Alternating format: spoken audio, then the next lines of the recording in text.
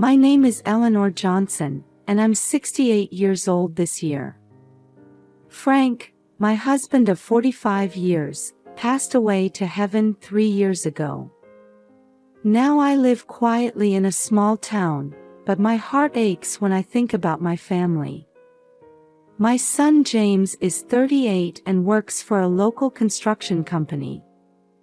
His wife Sarah is 35 and works as a librarian at the town library. And my treasure, my granddaughter Sophia, is 6 years old. She's like a blonde angel, the spitting image of my late Frank. James and Sarah's marriage seems to be on the rocks lately. It might be due to financial problems or stress from James's work.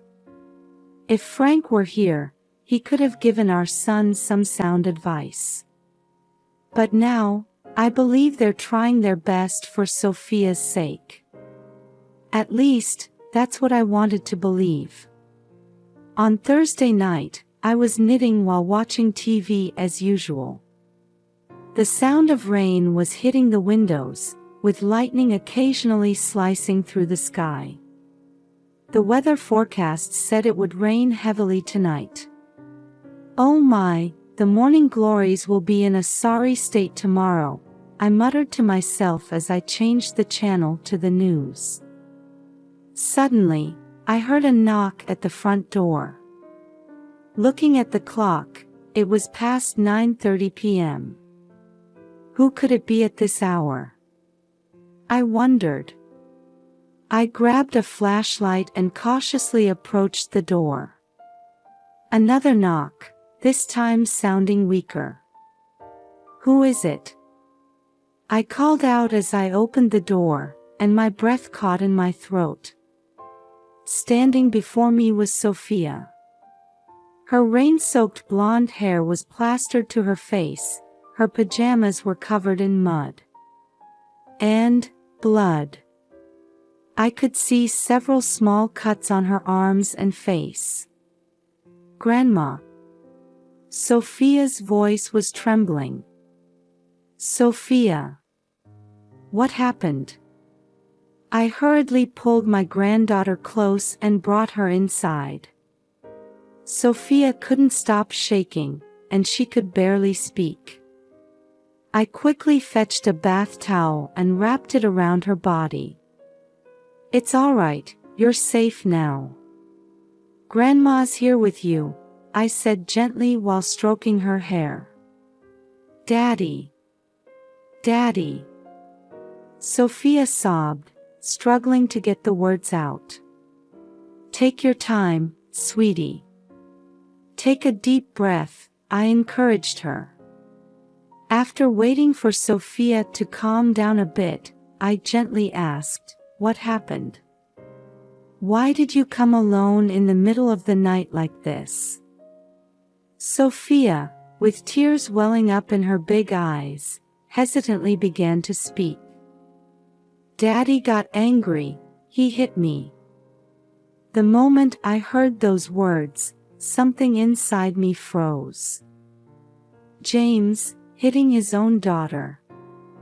Unable to believe it, I was about to ask for more details when Sophia collapsed in my arms as if all her strength had left her. Sophia. Sophia. I quickly picked her up and laid her on the sofa. Thankfully, she seemed to still be conscious. It's okay, you're safe now, I reassured her while considering my next move. First, I needed to contact Sarah.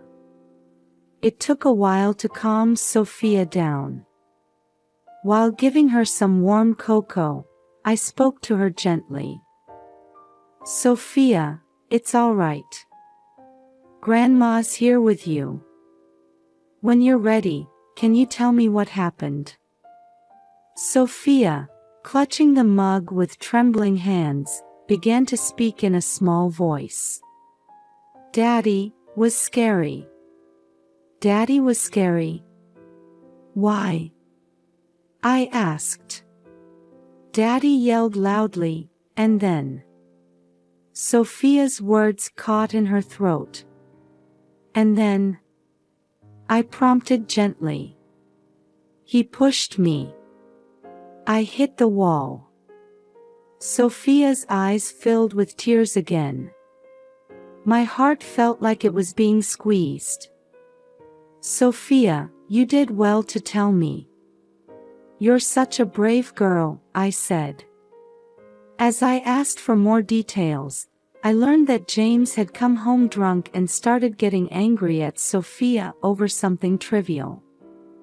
If Sarah had been there, she might have been able to stop him, but I found out she had been in the hospital for a few days.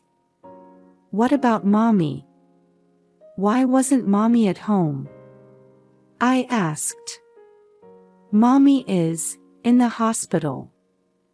Sophia's voice became even smaller. I quickly picked up the phone and dialed Sarah's cell phone.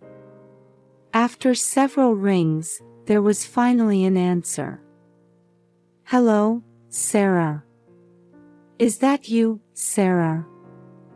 I asked urgently. Mother-in-law, what's wrong?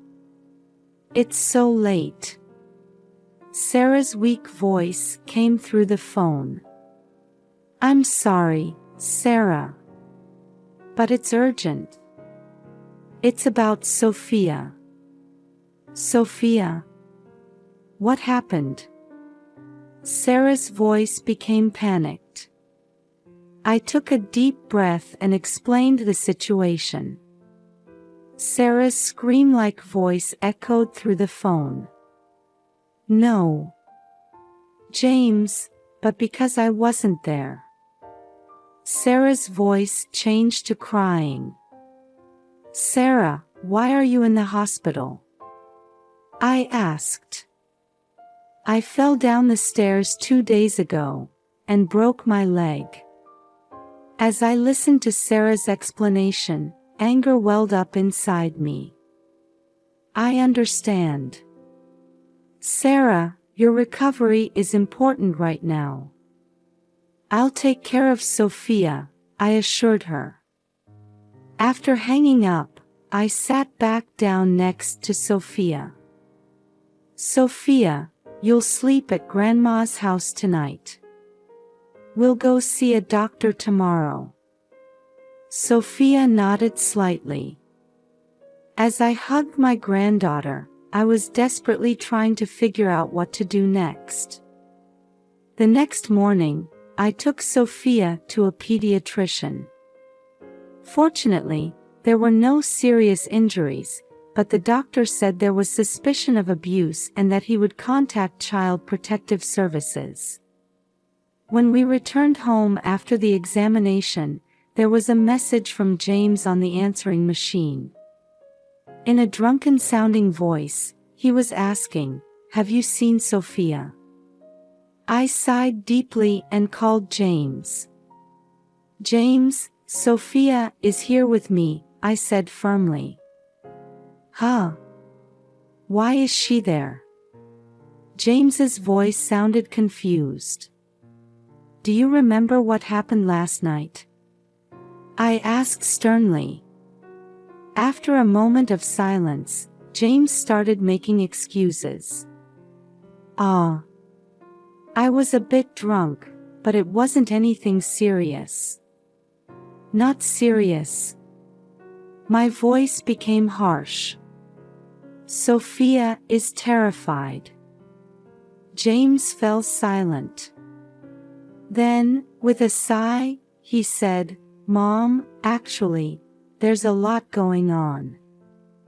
He gradually began to talk. Stress at work, financial problems, and the presence of a new woman. As I listened to my son's words, anger and sadness welled up inside me. James, you've been having an affair? I asked, my voice tight with emotion. I'm sorry, Mom, his voice became small. I closed my eyes and took a deep breath. What would Frank have done if he were here? James, come here right now.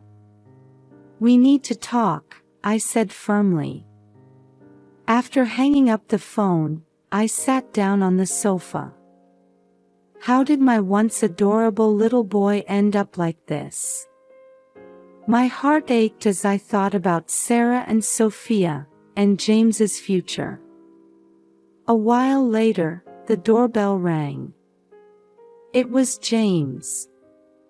When I opened the door, he stood there with his eyes cast down. Come in, I said in a cold voice. Sitting James down in the living room, I began to speak quietly but with a firm attitude. James, do you understand that what you've done is unforgivable? He answered in a faint voice, still looking down. I know, but at that time. I don't want to hear excuses, I cut him off harshly. You hurt your own daughter. Blaming it on alcohol doesn't make it any more excusable. James raised his face and looked at me with tearful eyes. Mom, I really regret it.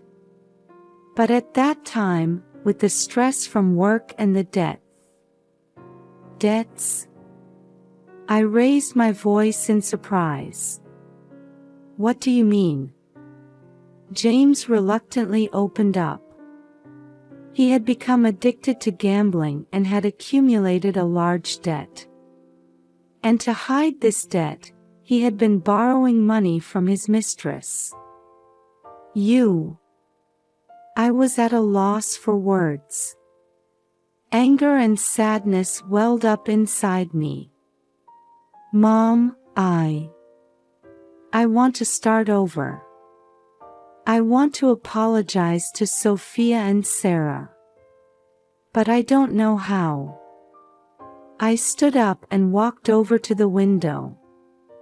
As I gazed at the scenery outside, I imagined Frank's face. What would he do?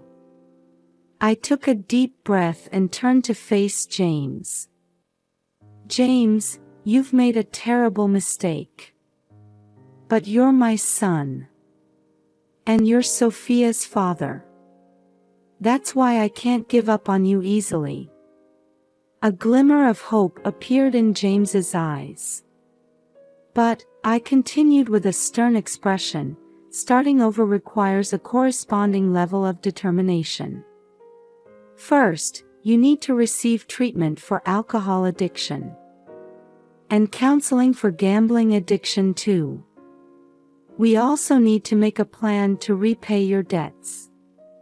I understand. I'll do anything, James nodded desperately. And most importantly, I looked him straight in the eye, you need to make amends to Sophia and Sarah. It will take a long time to regain their trust.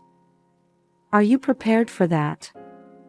James answered with a serious expression. I am. No matter how long it takes, I'll win my family back. I let out a small sigh of relief. I'm not sure if this is true repentance or just temporary remorse.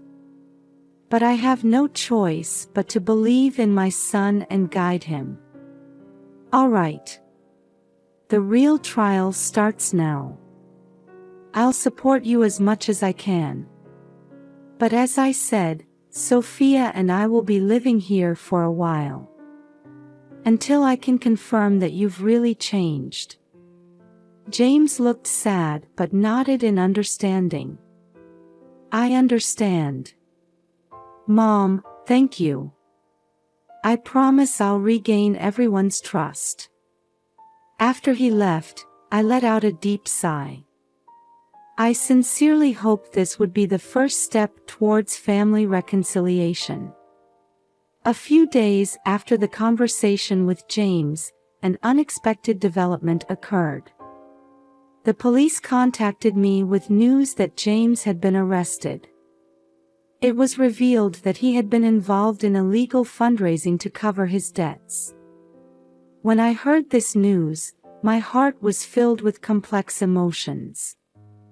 My son's actions were unforgivable, but as a mother, I couldn't help but worry about his future.